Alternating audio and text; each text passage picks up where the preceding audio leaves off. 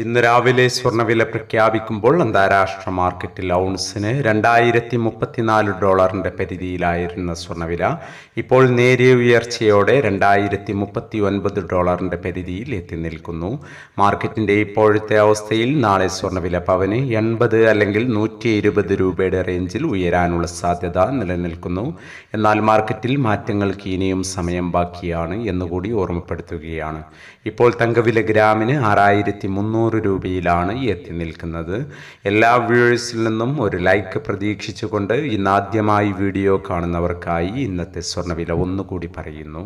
ഇന്ന് രാവിലെ പവന് 200 രൂപ കൂടി. ഇന്ന് 7/2/2024 പവന് 46,400, ഗ്രാമിന് 5,800.